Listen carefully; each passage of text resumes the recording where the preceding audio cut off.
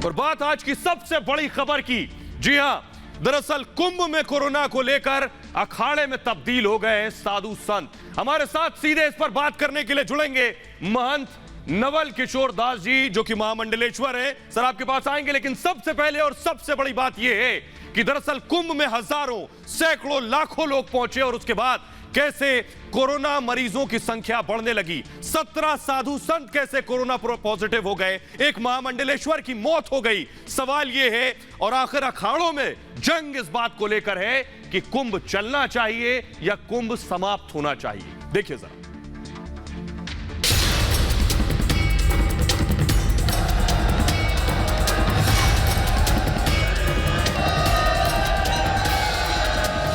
Corona के बढ़ते मामलों के बीच आस्था और विश्वास के इस महाकुंभ ने पूरी दुनिया का ध्यान खींचा। कोरोना के बीच आस्था का महाकुंभ।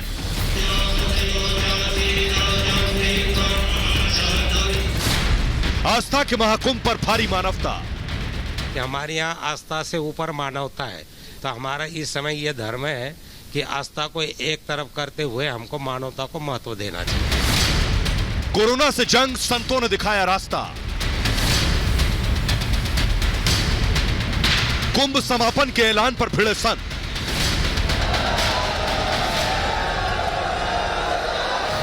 कोरोना के साए में महाकुंभ स्नान की तस्वीरें हैं।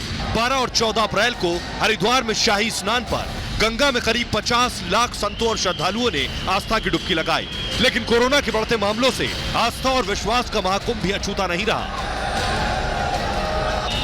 कोरोना के बढ़ते केस को देखते हुए निरंजनी और आनंद अखाड़े ने महाकुंभ से हटने का फैसला किया है। निर्णय लिया कि हम जो है 17 अप्रैल को ये जो मेले का समापन हम कर दें, और बाकी रही जो 27 का जो स्नान है, 27 के स्नान भी जितने महात्मा हमारे अखाड़े के अंदर होंगे वो अपना स्नान करें और वापस आ जाएंगे। वहीं आनंद अखाड़े ने देश हित को आगे रखते हुए आस्था पर मानवता को तरजीह दी है। हमने देश हित के लिए, राष्ट्र हित के लिए, विश्व के हित के लिए ये फैसला लिया है कि इस समय कोरोना संक्रमण फैलते जा रहा है, तो इसलिए इसको रोकना जरूरी है। कि हमने इसको तत्काल रोक दिया और सब हमारे संतों को, बल्कि हमने आज ही 16 तारीख को ही रवाना कर दिया कि अपने आप सुरक्षित रहे। कि हमको जब दूसरे को सुरक्षित रखना है तो हमको अपने आप को, स्वयं को भी सुरक्षित रखना जरूरी है। संतों ने पहले भी देश को राह दिखाई है। अब निरंजनी और आनंद अखाड़े ने बड़ा फैसला किया है। इसके बाद बाकी अखाड़ों की जिम्मेदारी बढ़ गई। तो एक अखाड़े का कहना है कि कुंभ की समाप्ति होनी चाहिए। हमारे साथ सीधे महामंडलेश्वर नवल किशोर दास जी जुड़ रहे हैं। नवल जी, सीधा सवाल आपसे है, आपको नहीं लग रहा है कि अखाड़ा ये बात अब कह रहा है फैसले में जरा देरी कर दी है? अब कुछ लोगों का काम ही है अफवाह फैलाना, सनातन परंपरा को कहीं न कहीं हल्के में लेना, व्यंग करना, कुछ ऐसे शब्दों का प्रयोग करना जिनका कोई औचित्य नहीं है। आज मैं देखता हूँ भगवान की कृपा से अच्छा है, सब स्वस्थ रहें, प्रसन्न रहें, पर बड़े बड़े मार्केट खुली है, चुनाव की सभाएं हो रही हैं। मुझे नहीं लगता कि ये कोरोना स्पेशल रूप से कुंभ नहाने आया है तो भी ठीक ही हो जाएगा। तो मुझे नहीं लगता कि जो कुंभ में आ रहे हैं केवल उन्हीं के लिए से कोरोना हो रहा है। क्या जहाँ लाखों की संख्या हो रही है वहाँ आचार संहिता के कारण कोरोना नहीं जा रहा? मेरा एक प्रश्न है, खाली मैं किसी पर टिप्पणी नहीं कर रहा हूं, पर मेरा प्रश्न है। जी, आपके पास आएंगे, हमारे साथ बने रहिए, लेकिन दर्शकों को जल्दी से बताते हैं आखिर विवाद किस बात को लेकर है, बवाल किस बात को लेकर है। दरअसल आपको बताऊं कि निरंजनी अखाड़े ने कुंभ समाप्ति का ऐलान किया, तो बैरागी अखाड़ा अब इसके विरोध में खड़ा हो गया है। बैरागी अखाड़े ने सन्यासी अखाड़ों को कोरोना फैलाने के लिए जिम्मेदार ठहरा दिया है। निर्मोही अनी अखाड़े के अध्यक्ष महंत राजेंद्र दास महाराज ने कहा है कि कुंभ मेला सनातन धर्म का मेला है और एक दो लोग इसका फैसला नहीं ले सकते। उन्होंने श्रद्धालुओं से अपील की है कि ज्यादा से ज्यादा संख्या में कुंभ मेले में आए और 27 अप्रैल को बैरागी अखाड़ों के साथ दिव्यता और भव्यता के साथ कोरोना की गाइडलाइन का पालन करते हुए शाही स्नान करें। और आइए आपको जरा सुनवाते हैं बैरागी अखाड़े के महंत क्या कुछ कह रहे हैं। वो कह रहे हैं कि दरअसल हमने कोरोना नहीं फैलाया, वो तो सन्यासी अखाड़े वाले आए थे। सुनिए जरा। लेकिन यहाँ कोरोना अगर फैलाया तो सन्यासी अखाड़ों में से ही ज़्यादा कोरोना फैलाया। हमारे बैरागी साधु संतों में कहीं कोई केस नहीं आया और गंगा माई से कृपा प्रार्थना करते हैं कि केस ना आवे। लेकिन ये लोग जो गलत बयानबाजी कर रहे हैं तो ये अपने बयानों पे जो है बाज आवे और माफ़ी मांगे, नहीं तो वो समय अब जो है नज़दीक है, जो है समय नज़दीक आ रही है जो है इनसे दूर होने का। तो आपने सुना बैरागी अखाड़े को। नवल किशोर जी हमारे साथ लगातार बने हुए लाइव। नवल किशोर जी, बैरागी अखाड़ा कह रहा है हमने तो कोरोना फैलाया नहीं, वो तो सन्यासी अखाड़ा है जो कोरोना लेकर आया है। नहीं, कोई किसी के खिलाफ नहीं है। हमारे 13 अखाड़े अखाड़ा परिषद के साथ एकजुट हैं, परंतु क्या है, वो भी दोनों अखाड़े हमारे भाई हैं, परंतु उनको कम से कम बैठ करके चर्चा करनी चाहिए थी कि आगे क्या करना है, क्योंकि महामारी हमारे सबके लिए है और सभी भाई हम बैठ करके कोई निर्णय करते तो ज़्यादा अच्छा रहता। 2 अखाड़ों ने एक अलग से घोषणा कर दी, वो उचित नहीं है, ठीक नहीं है। वो हमारे भाई हैं, इसलिए हम चाहते हैं कि पुनः अपने वो विचार करें अपनी घोषणा पर और हम सबके साथ अपने प्रतिनिधियों के साथ स्नान करें 27 तारीख को, ऐसा हम उनसे निवेदन करते हैं। जी, हमारे साथ बने रहिए। दर्शकों को आइए बताते हैं कि ऐसे हालात क्यों पैदा हुए कि एक अखाड़े को कहना पड़ा कि कुंभ की समाप्ति होनी चाहिए। दरअसल आपको बताऊं कि लगातार हालात खराब हो रहे हैं। जो जानकारी निकलकर सामने आ रही है वो आपकी स्क्रीन पर है। दरअसल कुंभ में कैसे कोरोना पीड़ित सामने आ रहे हैं, कोरोना के शिकार हो रहे हैं, ये हम आपको दिखाने जा रहे हैं। दरअसल कई जो साधु संत थे वो कोरोना संक्रमित हो गए, उसमें से एक महामंडलेश्वर की खुद मौत हो गई। महामंडलेश्वर की मौत के बाद हाहाकार मचा। अखाड़ा परिषद के अध्यक्ष को कोरोना हो गया। न सिर्फ अखाड़ा परिषद के अध्यक्ष बल्कि इसके अलावा आपको बताएं कि निरंजनी अखाड़ा के 17 साधुओं को कोरोना हो गया। और इसके अलावा जल्दी से अगर मैं इसको चलाऊं, और 50 से ज्यादा साधु कोरोना संक्रमित हो गए। 200 की कोरोना रिपोर्ट अभी आनी है। यह वजह है दरअसल कि यह कहा जा रहा है कि कुंभ को समाप्त कर दिया जाए। लेकिन आपको मैं बताऊं कि अभी भी एक और अखाड़ा है जिनका यह कहना है कि कोई इंसान, कोई संस्थान आखिर ये कैसे तय कर लेगा कि कुंभ समाप्त हो जाए। ये तो ग्रह और नक्षत्र तय करते हैं। सुनिए जरा। किसी संस्था विशेष का कुंभ खत्म हो जाए ऐसा नहीं होता है। सबका कुंभ है और कुंभ तो अपने समय पर ही पूरा होगा। हाँ, कोई व्यक्ति स्वयं उठ करके चला जा सकता है, तो अगर कोई संस्था चली जा रही है तो वो उसका अपना व्यक्तिगत प्रश्न है। लेकिन कुंभ पूरा हो गया, मेरा कुंभ पूरा हो गया, तुम्हारा चालू है, ये बात सही नहीं। और यही सवाल नवल किशोर जी से लेते हैं। नवल किशोर जी, एक सवाल जो जरा दर्शकों को बताइए इसका जवाब। एक संत कह रहे हैं कि दरअसल ग्रह नक्षत्र से तय होता है कि कुंभ कब खत्म होगा। कोई इंसान, कोई संस्थान कैसे तय कर लेगी कुंभ समाप्ति? हाँ, बिल्कुल उन्होंने ठीक किया है, क्योंकि हमारा जो कुंभ है ये किसी व्यक्ति के द्वारा आयुक्त नहीं है और किसी व्यक्ति के लिए भी आयुक्त नहीं है। ये हमारी सनातन प्राचीन परंपरा है। 12 साल के बाद पतित पावनी भगवती माँ गंगा के पावन तट पर कुंभ लगा है। निसंदेह हम अपने कुंभ को पूर्णतः सरकार के कानून का पालन करते हुए, कोविड का ध्यान रखते हुए 27 तारीख तक जो भी हमारा स्नान रह गया उसे स्नान करेंगे गंगा में, अपने प्रतिनिधियों के साथ करेंगे। श्रद्धालुओं से भी आग्रह करेंगे जो बच्चे हैं या जो किसी प्रकार से शारीरिक रूप से रोगग्रस्त हैं वो ना आए। बाकी सबका स्वागत है। अपना जांच करा करके आइए, गंगा स्नान करिए, गंगा में स्नान करके पुण्य का भागी बने, कुंभ का स्नान करें, ऐसा मैं आप सबसे आग्रह करता हूँ। जी, नवल किशोर जी, आपने आज बड़ी बैलेंस लाइन ली है। फिलहाल शुक्रिया आपका। आइए दर्शकों को बताते हैं, आपने सुना नवल किशोर जी को, कुंभ अभी फिलहाल समाप्त होने वाला नहीं है, इस तरह की कम से कम स्थिति है। लेकिन अजमेर शरीफ दरगाह फिलहाल बंद कर दिया गया है। जी हां, तस्वीर हम आपको दिखा रहे हैं, अजमेर की तस्वीरें हम आपको दिखा रहे हैं। अजमेर शरीफ दरगाह बंद कर दिया गया है। लगातार राजस्थान में कोरोना तेजी से आगे बढ़ रहा है। न सिर्फ दरगाह बल्कि कई और बड़े धार्मिक स्थल हैं जो फिलहाल सिर्फ पुजारियों के लिए खोले गए हैं, आम लोगों के लिए, जायरीनों के लिए, भक्तों के लिए बंद कर दिए गए। देखिए रिपोर्ट।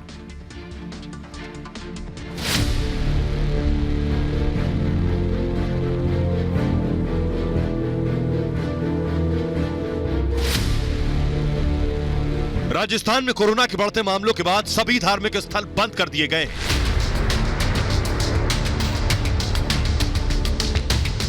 अजमेर का विश्व प्रसिद्ध दरगाह 30 अप्रैल तक बंद रहेगा। जायरीनों का प्रवेश पूरी तरह बंद है। महाराष्ट्र में 15 दिन के मिनी लॉकडाउन की वजह से सभी धार्मिक स्थल बंद हैं।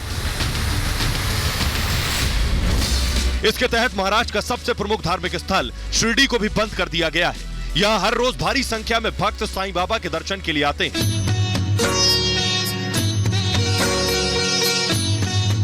कोरोना के कहर ने एक बार फिर भक्त को भगवान से दूर कर दिया है। मुंबई के प्रसिद्ध सिद्धि विनायक मंदिर में श्रद्धालुओं के प्रवेश पर रोक लगा दी गई है। 30 अप्रैल तक ये रोक जारी रहेगी। वहीं मध्य प्रदेश में भी 19 अप्रैल तक सभी धार्मिक स्थल बंद हैं। कोरोना की वजह से उज्जैन में महाकाल मंदिर को बंद कर दिया गया है। यहां होने वाली भस्म आरती के लिए श्रद्धालु दूर दूर से उज्जैन पहुंचते हैं। इसके साथ ही उत्तर प्रदेश में कोरोना के बढ़ते केस की वजह से काशी विश्वनाथ मंदिर के गर्भगृह में श्रद्धालुओं के प्रवेश पर रोक लगाई गई है। मंगला आरती की बुकिंग भी रोक दी गई है।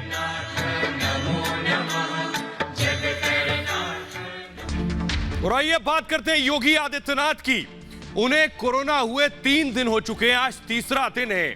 लेकिन योगी का प्रण देखिए कि पहले दिन भी योगी आदित्यनाथ अपनी टीम के साथ बैठक कर रहे थे कोरोना होने के बावजूद, और आज तीसरे दिन भी कोरोना होने के बावजूद, पॉजिटिव होने के बावजूद आज भी योगी आदित्यनाथ मीटिंग कर रहे थे। तो कोरोना को कैसे पटखनी दे रहे हैं कर्म योगी, देखिए जरा।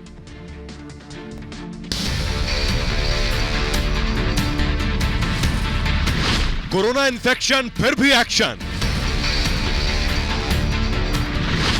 संदेश साफ है, रोको कोरोना का कहर। योगी की स्पेशल 11 से हारेगा कोरोना। उत्तर प्रदेश के मुख्यमंत्री योगी आदित्यनाथ भले ही कोरोना की चपेट में आ गए हों, लेकिन इसके बावजूद मुख्यमंत्री योगी आदित्यनाथ अपना संकल्प नहीं भूले।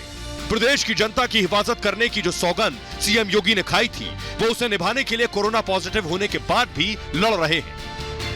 लगातार दूसरे दिन सीएम योगी ने कोरोना से निपटने के लिए बनाई गई टीम 11 की समीक्षा बैठक की।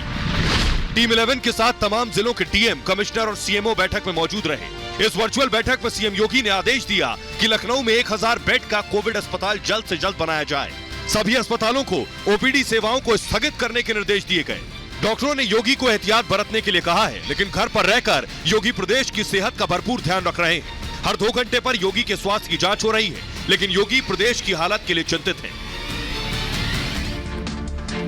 तो योगी आदित्यनाथ कोरोना होने के बावजूद लगातार काम कर रहे हैं, लेकिन बहुत जरूरी है कि हम और आप अपनी सुरक्षा खुद करें, क्योंकि सिर्फ व्यवस्था को जिम्मेदार ठहराना, सिस्टम को जिम्मेदार ठहराना काफी नहीं। हमारी भी जिम्मेदारी बनती है कि हम खुद सावधानी बरतें। लेकिन जो तस्वीर आ रही है निकल कर सामने, वो डराने वाली है, वो चौंकाने वाली है। वो ये बता रही है कि हम किस कदर लापरवाह हैं। वो ये बता रही है कि हमें अपनी जान की फिक्र नहीं है, लेकिन जब हम कोरोना के शिकार हो जाते हैं तो हम सिस्टम को दोष देते हैं। सबसे छोटी चीज, कोरोना से बचने के लिए छोटी से छोटी चीज हम नहीं कर पा रहे। हम मास्क तक नहीं पहन पा रहे। देखिए रिपोर्ट। सभी लोग मास्क लगाने का विशेष ध्यान दें। मास्क नहीं लगाया हुआ है, नहीं लगाओगे, लोगों को भी मारोगे, अपने साथ साथ लोगों को भी मारोगे। तमीज नहीं है। देखिए, सुनिए साहब, जान है तभी जहान है, और मौजूदा हालात में मास्क की सबसे पहली रोकथाम है। दादा मास्क नहीं, सरकार चुनावी रैलियां कर ले। नहीं, आपको अपनी जिम्मेदारी, हमें कोई जिम्मेदारी नहीं। आपको अपनी सरकार अपनी जिम्मेदारी नहीं। आपको अपनी जिम्मेदारी नहीं है। आप अपनी जान खतरे में डाल रही है, सरकार की डाल रहे हैं। बताइए, अरे अपनी जान डाल रहे हैं। अरे इस सरकार में जीना ही मान लीजिए। लेकिन नहीं, इन्हें तो मास्क लगाना ही नहीं। बहाने ऐसे हैं कि कोई भी हैरान हो जाए। आप खुद सुनिए। देखते ही लोग मास्क लगाना शुरू कर देते हैं। दादा, अभी तक मास्क नहीं लगाया था आपने? मैं नाश्ता करने आया था। नाश्ता करने आया था। तो बहाने आप देख लीजिए कि बहाने 100 तरीके के हैं। आप सवाल पूछने जाइए, देखिए यहाँ पर भी मास्क नहीं लगाए हुए हैं। भैया मास्क लगा लीजिए ना। कोरोना की दूसरी लहर ज्यादा खतरनाक है, खासतौर से बच्चों के लिए। लेकिन इसके बावजूद कई लोग न तो खुद मास्क लगा रहे हैं और न ही अपने मासूम बच्चों को मास्क पहना रहे हैं। यहाँ पर भी बुजुर्ग बैठे हुए हैं, बिना मास्क के सब बैठे हुए हैं। मास्क नहीं लगाना है, मास्क नहीं लगाना है। जब सवाल पूछिए तो कहते हैं मास्क धोने को रखा है, या उल्टी आ रही है, या दम घुट रहा है। हर चीज के लिए सरकार और प्रशासन को दोष देना बहुत आसान होता है, लेकिन अपनी जिम्मेदारी निभाना उतना ही मुश्किल। ये तस्वीरें इस बात की मिसाल है कि शिकायत करने और महज दोषी ठहराने से काम नहीं चलेगा। अपनी जिम्मेदारी भी समझनी होगी। मास्क लगाना होगा और कोरोना को दूर भगाना होगा। सभी लोग मास्क लगाने का विशेष ध्यान दें। तो आइए जल्दी से आपको दिखाते हैं, आम आदमी मास्क पहनने को तैयार नहीं है। अपनी जिंदगी अगर प्यारी है तो एक छोटी सी चीज, अदनी सी चीज, हम मास्क तो पहन सकते हैं। इंसान मास्क नहीं पहन रहा। यहां तस्वीर देखिए, भगवान ने मास्क पहना है। भगवान को मास्क लगा दिया गया है। सिर्फ लोगों को संदेश देने के लिए मास्क लगाया गया है भगवान पर कि जो आए मंदिर दर्शन करने के लिए गाइडलाइंस के साथ कम से कम मास्क तो पहने। देखिए जरा, भगवान भी ये संदेश दे रहे हैं कि आपकी जान बचाने के लिए चाबी आपके पास है, मास्क तो लगा लीजिए। आया नवरात्रों का महीना, दीवाना बेटे का नवरात्र का महीना है, भक्त भगवान की भक्ति में लीन है। ऐसे वक्त में कोरोना की ऐसी मार पड़ी है कि भक्तों के लिए भगवान ही आसरा बचे। कानपुर के एक मंदिर में देवी देवताओं को मास्क पहनाया गया ताकि लोगों तक ये मैसेज जाए कि जिंदगी के लिए मास्क कितना जरूरी है। हम लोग मंदिर आए दर्शन करने, हम लोग के मुंह पे मास्क लगाए हुए हैं। देखा भगवानों के ही मुंह पे मास्क लगे, देख के बहुत अच्छा लगा। लगता है ये हम ही लोगों के भगवान है, जैसे हम लोग जी रहे हैं वैसे लगता है भगवान जी भी जी रहे हैं। सबको मेरा निवेदन है कि सब लोग मास्क पहन के ही मंदिर आए और सभी लोग मास्क पहने, जिससे कि ये रोग अब इस हमारे देश से बिल्कुल दूर हो जाए। अब भक्तों पर निर्भर है कि वो इस संदेश का कितना फायदा उठाते हैं और मास्क लगाकर और सामाजिक दूरी बनाकर किस तरह अपनी और दूसरों की जान बचाते हैं। तो ये छोटी सी चीज अगर कर सकें तो आप खुद पर भी और अपने परिवार पर भी, देश पर और समाज पर भी एहसान करेंगे। सुनिए जरा, डॉक्टर को जो बता रही हैं दरअसल मास्क कैसे पहनना है, बहुत जरूरी है कोरोना से बचाव में। डॉक्टर स्वाति महेश्वरी को सुनिए जरा। अब आज के समय में आपके पास कई विकल्प हैं। या तो आप कपड़े का बना हुआ मास्क इस्तेमाल कर सकते हैं, या किसी भी मास्क कपड़े को आप मास्क के रूप में इस्तेमाल कर सकते हैं, जैसे कि अपने अंगोछे को, दुपट्टे को भी आप मास्क के रूप में इस्तेमाल कर सकते हैं। या फिर कुछ लोग सर्जिकल मास्क का भी इस्तेमाल कर सकते हैं और N95 मास्क भी आता है। लेकिन N95 मास्क जनरली हमारे जो डॉक्टर्स हैं, हेल्थ केयर वर्कर्स हैं, उनके इस्तेमाल करने के लिए ज़्यादा ज़रूरी है। तो आम व्यक्ति जो हैं, हम लोग आसानी से सर्जिकल मास्क या फिर कपड़े के बने हुए मास्क का इस्तेमाल कर सकते हैं। अब मास्क को पहनने का सही तरीका क्या है? कपड़े का मास्क भी है जिसको कि आपको इसी तरह से पहनना है। बस आपको इंश्योर ये करना है कि आपके नाक, मुंह और चिन तीनों ढके हुए हों और कहीं से भी हवा ऐसे बाहर नहीं निकल रही हो। इतना नहीं होना चाहिए कि आपको घुटन हो जाए, लेकिन ऐसा नहीं होना चाहिए कि खुला हुआ ढीला मास्क है तो उससे आपको कोई फायदा नहीं होगा। और जब आप उतारेंगे तब भी आप दोनों एंड्स को पकड़ करके ऐसे ही उतारेंगे। इसी तरह से जो N95 मास्क होता है, या कुछ मास्क ऐसे भी होते हैं जिनमें यहाँ नोज क्लिप लगा होता है, तो जब आप इस मास्क को पहनते हैं तब हमें बाद में उस नोज क्लिप को अच्छे से दबा लेना चाहिए ताकि यहाँ से हवा रिलीज ना होती रहे। जैसे ये N95 मास्क है तो इसके जो एंड्स हैं उससे पकड़कर जब हमने इसको पहना, उसके बाद जिसका नोज क्लिप है बस उसको हमने यहाँ से दबा दिया ताकि यहाँ से सील हो जाए और यहाँ से एयर लीक ना हो। और जब हम इसे उतारेंगे तब हम फिर से वही कोनों से पकड़कर इसको उतारेंगे। तो डॉक्टर स्वाति आपको बता रही थी कैसे मास्क पहनना है। आइए आपको बताएं उससे ज्यादा खास बात ये कि कौन सा मास्क आपको लगाना है, कौन सा मास्क आपके लिए जरूरी है। कोई भी मास्क अगर आप लगा रहे हैं तो अपनी जान के साथ खिलवाड़ कर रहे हैं। जो मास्क जरूरी है, सबसे पहले मैं आपको बताऊं कौन सा मास्क आपके लिए सबसे इंपॉर्टेंट है। ये अगर मैं दिखाऊं, ये सर्जिकल मास्क आप देख रहे हैं, नीले रंग का, अमूमन मेडिकल स्टोर पर मिलता है। ये सर्जिकल मास्क प्रभावी होता है। ये जो सर्जिकल मास्क है ये भीड़ में भी प्रभावी है। ये मास्क आप लगा सकते हैं, लेकिन ये मास्क 95% प्रभावी है, लेकिन 5% कोरोना की गुंजाइश रहती है इस सर्जिकल मास्क में। इसके अलावा दूसरा मास्क मैं आपको बताऊं, कपड़े का मास्क अगर आप लगा रहे हैं तो कोरोना से बचाव में यह भी कारगर है और वायरस से बचाता भी है ये मास्क। लेकिन ये मास्क भी 95% ही कोरोना से रोकथाम करता है। इसके अलावा दूसरा मास्क मैं आपको, तीसरा मास्क दिखाऊं अगर, तो ये N95 मास्क है। डॉक्टर्स भी कहते हैं N95 मास्क आप लगाएं, कोरोना में संक्रमण रोकने में कारगर है। ड्रॉपलेट 0.25 मीटर तक सीमित हो जाती हैं और ये मास्क जो है 99% तक प्रभावित है। अगर आपको वाकई मास्क लगाना है तो आप N95 लगाएं, लेकिन ये वॉल्व मास्क हरगिज ना लगाएं, इसे इस्तेमाल बिल्कुल ना करें। ये जो आगे वॉल्व नजर आ रहा है आपको सफेद रंग का, ये मास्क हरगिज ना लगाएं, वायरस से बचाने में बिल्कुल प्रभावी नहीं है। अमूमन लोगों को देखा ये मास्क लगाए हुए वॉल्व के जरिए, इसमें जो आगे वॉल्व लगा है इसके जरिए ड्रॉपलेट्स अंदर चले जाते हैं। आपके सामने वाला अगर संक्रमित है और बोल रहा है, सांस के जरिए इंफेक्शन का खतरा बढ़ जाता है, इसलिए यह मास्क बिल्कुल ना लगाएं। लेकिन मैं आपको दिखाऊं उसके अलावा तस्वीरें अभी भी जो आ रही हैं वो डराने वाली हैं। रोज चैनल्स पर आप देख रहे हैं कि किस तरह कोरोना बढ़ रहा है खतरा, उसके बावजूद सैकड़ों की भीड़, हजारों की भीड़ सब्जी बाजार में दिखाई दे रही है। देखिए मुरादाबाद की तस्वीरें, उत्तर प्रदेश के मुरादाबाद की तस्वीरें सब्जी मंडी की, न किसी के चेहरे पर मास्क है। ये देखिए एक ये चाट खा रहे हैं, ये चाट खा रहे हैं, ये बिना मास्क सब खड़े, एक भी आदमी आपको मास्क में नजर नहीं आ रहा होगा। ये मुरादाबाद की तस्वीरें, पहले हम बिना मास्क रहेंगे, उसके बाद हम सिस्टम को दोष देंगे। देखिए रिपोर्ट।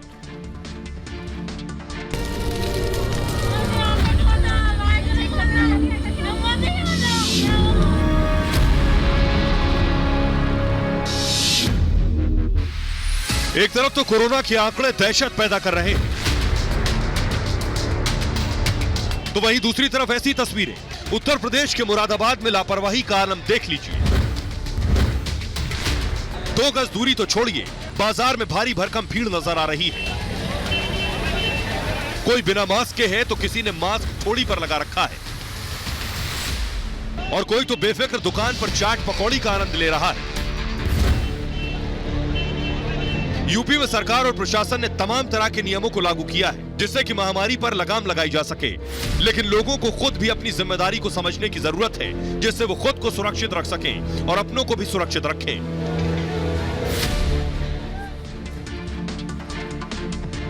और आपको सिर्फ बताने के लिए हमारे साथ डॉक्टर जुड़ रहे हैं रवि मलिक। रवि मलिक से सीधे पूछते हैं कि रवि मलिक साहब, मेरा सीधा सवाल आपसे है कि लोग अभी भी नहीं सुधर रहे हैं, मास्क नहीं लगा रहे हैं लोग, आखिर इन्हें नहीं पता है कि कोरोना से लड़ने का इकलौता हथियार मास्क है?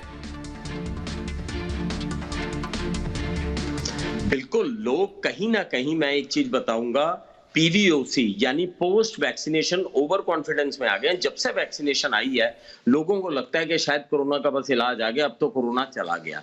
यहां पर बता दूं कि अभी वैक्सीनेशन हमारे देश के अंदर बहुत कम लगी हैं। 138 करोड़ की अगर देश में अगर केवल 12 करोड़ वैक्सीन लगी हैं तो उसमें हमें ओवर कॉन्फिडेंट नहीं होना, अभी हमारी हर्ड इम्यूनिटी बढ़ी नहीं है। दूसरी बात और भी है, जिसको वैक्सीनेशन लग भी गई है उसको भी मास्क लगाना है, क्योंकि 30% वैक्सीनेशन लगने के बावजूद भी कोरोना हो सकता है। मास्क जीवन रक्षक है, मास्क ही हमारी वैक्सीनेशन है इस वक्त। मास्क, सोशल डिस्टेंसिंग और हैंड हाइजीन, ये तीनों चीजों का मंत्र जो भूलेगा उसको कोरोना होने की पूरी संभावना है। बेशक। तो डॉक्टर रवि मलिक, बहुत बहुत शुक्रिया आपका। तो रवि मलिक साहब को सुन रहे थे जो कह रहे हैं कि मास्क नहीं लगाया या भूल गए तो आपको खतरा सबसे ज्यादा है। आइए आपको बताएं मास्क लगाने का सही तरीका क्या है। सिर्फ मास्क लगा लेना ही काफी नहीं, कुछ और चीजें हैं जिसको इस बारे में जान लेना जरूरी है। मास्क लगाते वक्त, यानी जब आप मास्क लगाने जा रहे हैं उससे पहले हाथ सैनिटाइज करें, पहली शर्त। जल्दी से मैं आपको दिखाऊं, मास्क अगर आप उतार रहे हैं तो उससे पहले भी हाथ सैनिटाइज करें, उसके बाद मास्क पर हाथ लगाएं। इसे 8 घंटे से ज्यादा ना लगाएं मास्क को। इसके अलावा मैं आपको बताऊं कि चेहरे पर पूरी तरह फिट हो मास्क, ये बहुत जरूरी है कि जो मास्क आप लगा रहे हैं वो पूरी तरह आपके चेहरे पर फिट हो। नाक, मुंह और थोड़ी आपकी चिन ढके मास्क, ये जरूरी है। नाक, मुंह और चिन गंदा ना हो, मास्क में छेद ना हो, ये ज्यादा इंपॉर्टेंट है। इसके अलावा मैं आपको बताऊं, ये अगर आप मानेंगे बात तभी जरूरी ये है कि मास्क सही से आप लगा पाएंगे। लेकिन अब समझ लीजिए कि अगर आपने मास्क सही से नहीं लगाया या मास्क नहीं लगाया, खबर ये है तो आपको 1000 जुर्माना देना होगा। दोबारा पकड़े गए तो 10,000 रुपए तक जुर्माना देना होगा। देखिए रिपोर्ट।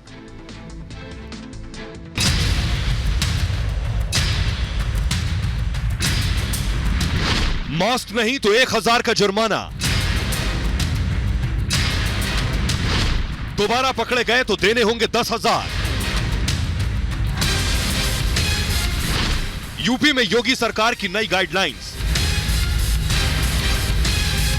अब उत्तर प्रदेश में मास्क लगाना ही होगा। घर से बाहर अगर बिना मास्क लगाए निकले तो आपको भरना होगा बड़ा जुर्माना। दरअसल योगी सरकार ने कोरोना के बढ़ते प्रकोप को देखते हुए नई गाइडलाइंस जारी की हैं। जिसके मुताबिक अगर आप बिना मास्क लगाए बाहर निकले तो 1000 का जुर्माना भरना होगा, लेकिन अगर दोबारा बिना मास्क के आप पकड़े गए तो ये जुर्माना 10,000 हो जाएगा, यानी दोबारा पकड़े जाने पर 10 गुना ज्यादा फाइन देना होगा। क्या पहले लोग मास्क नहीं लेने लेने आते थे? तो पहले 40% पहनते थे, अब 90% पहन रहे हैं। तो देखिए कहीं ना कहीं जिस तरह से योगी सरकार सख्ती से पेश आ रही है, वही नतीजे अब ये है कि लोग अब मास्क खरीदते दिख रहे हैं। तो उम्मीद कि अब लोग मास्क जरूर लगाएंगे।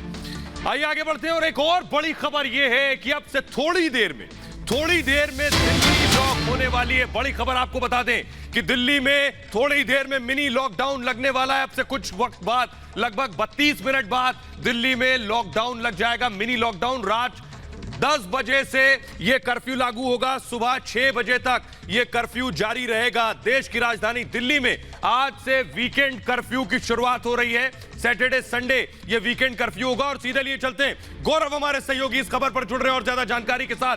गौरव सीधे दिल्ली से जुड़ रहे हैं। गौरव, अब से कुछ मिनट बाद दिल्ली पूरी तरह से लॉक होने वाली है, क्या तैयारियां हैं? जी सुहेल, दिल्ली में थोड़ी ही देर में वीकेंड कर्फ्यू जो है वो लगने जा रहा है और थोड़ी ही देर में सड़कों पर एक सन्नाटा पसरा होगा। दिल्ली की सरकार ने दिल्ली में वीकेंड कर्फ्यू लगाने का फैसला इस वजह से लिया कि जिस तरीके से कोरोना का संक्रमण तेजी से बढ़ रहा है उसकी चेन को ब्रेक किया जाए।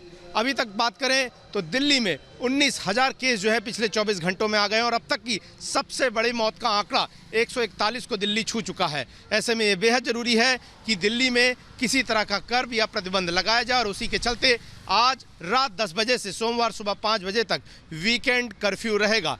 इसके अलावा जो जरूरी सेवाओं वाले लोग हैं वो जो है आवाजाही कर सकेंगे, जिनके घरों में शादियां हैं वो ई पास के जरिए जो है शादियों में जा सकेंगे। इसके अलावा जो लोग रेल या प्लेन का टिकट कैरी कर रहे हैं वो लोग भी अपनी यात्राओं पर जा सकेंगे। लेकिन इसके अलावा तो दिल्ली में किस किस चीज पर बंदिश है, कौन सी चीज खुली रहेगी, कौन सी बंद रहेगी, जल्दी से दर्शकों को बताते हैं। आपके लिए जानना बहुत जरूरी है कि कौन सी चीजें खुली रहेंगी इस कर्फ्यू के दौरान। शादी समारोह में सिर्फ 50 लोग जा सकेंगे, बड़ी चीज ये है। अंतिम संस्कार में सिर्फ 20 लोग शामिल हो सकेंगे। शॉपिंग मॉल, ऑडिटोरियम बंद रहेंगे इस कर्फ्यू के दौरान। रेस्टोरेंट, होटल में ग्राहक नहीं जाएंगे, यानी आप टेक अवे ले जा सकते हैं, रेस्टोरेंट में बैठकर खाना नहीं खा सकते हैं, ये बंदिशें रहेंगी। थिएटर, सिनेमा घर में 30% दर्शकों को ही इजाजत होगी। इसके अलावा आपको बताऊं, प्रति जोन केवल एक वीकली मार्केट ही खुलेगी। राहत इसके अलावा क्या है, ये आपके लिए जान लेना जरूरी है। इन बंदिशों के बाद राहत ये कि मेट्रो बस चलती रहेगी। ये इंपॉर्टेंट बात है, जो लोग दिल्ली में रहते हैं, कि मेट्रो बस चलती रहेगी। वकीलों, पत्रकारों को छूट दी जाएगी। इसके अलावा आपको पता है जो राहत भरी बात है कि सरकारी कर्मचारियों को भी छूट दी जाएगी। और जो बेशक ये कर्फ्यू है, अगर आप बैंक, इंश्योरेंस कर्मचारियों को छूट रहेगी, ये वो छूट है जो दिल्ली में दी जाएगी। पेट्रोल, सीएनजी कर्मचारियों को भी छूट रहेगी। लेकिन साथ ही साथ आप अगर बॉर्डर क्रॉस कर रहे हैं, पहले मैं आपको बताऊं, जरूरी सामान की दुकानदारों को भी छूट दी जाएगी और इंटरनेट ब्रॉडकास्ट से जुड़े लोगों को भी छूट दी जाएगी। लेकिन आप अगर बॉर्डर क्रॉस कर रहे हैं और ये सोच रहे हैं कि बॉर्डर पर आपको रोक लिया जाएगा, तो संभव है रोका जाए। लेकिन आपके पास अगर रीजन ऐसा है कि आपको जरूरत है बॉर्डर क्रॉस करने की, किसी की तबीयत खराब है, किसी से मिलने जाना है, बहुत जरूरी है, तो आपको बेशक इजाजत दी जाएगी इस स्थिति में भी। लेकिन हमारे साथ रवि मलिक लगातार बने हुए। मलिक साहब, मेरा सवाल ये है, बताइए, लॉकडाउन, मिनी लॉकडाउन यहां भी, महाराष्ट्र में भी, क्या कोरोना से लड़ाई में समाधान है मिनी लॉकडाउन? देखिए, समाधान तो लॉकडाउन या मिनी लॉकडाउन कभी भी नहीं है, क्योंकि ये इकोनॉमी के ऊपर भी ब्लो करते हैं, लोगों को भी डिमोरलाइज करते हैं। लेकिन ये कंपल्शंस हो सकते हैं। जिस तरह की मौजूदा स्थिति चल रही है, जिस तरह से केसेस बढ़ रहे हैं, पिछले 1 महीने में ऑलमोस्ट 10 गुना केसेस बढ़ गए हैं। ऐसा लगता है कि अगर मौतों का आंकड़ा नहीं रुका और केसेस का आंकड़ा नहीं रुका, देशव्यापी लॉकडाउन ना भी हो, लेकिन लोकलाइज्ड लॉकडाउन्स तो लगाने पड़ेंगे। और ये बड़ी इंपॉर्टेंट चीज है। लोग केवल और केवल, फिलहाल तो मैं ये सजेस्ट करूंगा, केवल और केवल अपनी जीविका कमाने के लिए या जो बहुत इंपॉर्टेंट कार्य हैं, केवल उनके लिए बाहर निकले। बच्चों को बचा के रखें, बच्चे अभी वैक्सीनेटेड नहीं है। जी जी जी जी, बहुत बहुत शुक्रिया, माफ कीजिएगा आपको रोक रहा हूं। लेकिन बड़ी बात यह कि दिल्ली में ये हालात पैदा क्यों हुए? आइए आपको बताते हैं दिल्ली में ये हालात पैदा क्यों हुए कि दिल्ली में आकर लॉकडाउन की स्थिति पैदा हो गई है। वजह आपके सामने देखिए जरा, दिल्ली की हाल क्या है, दिल्ली के हालात क्या हैं। आइए सबसे पहले आपको बताते हैं कि क्यों दिल्ली में ये हालात पैदा हुए। दरअसल हालात पैदा होने के पीछे ये वजह है, सबसे ज्यादा प्रभावित शहर है देश की राजधानी दिल्ली। इसके अलावा मैं बताऊं, संक्रमण दर 20% के पार, इसे ध्यान से समझिए। यानी जितने लोग टेस्ट करा रहे हैं उनमें 100 में 20 लोग संक्रमित हैं। एक्टिव केस 54,000 से ज्यादा लोग अभी फिलहाल दिल्ली में कोरोना पॉजिटिव हैं। अस्पतालों में 10,000 मरीज भर्ती हैं, यानी दिल्ली के अस्पतालों में 10,000 बेड फुल हैं। 2 हफ्ते में 1 लाख से ज्यादा मरीज अब तक सामने आ चुके हैं। सिर्फ 2 हफ्ते के अंदर 3 दिन में 250 से ज्यादा लोगों की मौत हो गई, यानी 250 का आंकड़ा पार कर गया है। इस बीच एक और बड़ी खबर आ रही है महाराष्ट्र से। आपको बता दें कि महाराष्ट्र में हालात अगर ऐसा ही रहे तो लॉकडाउन लग सकता है। बड़ी खबर इस बीच आपको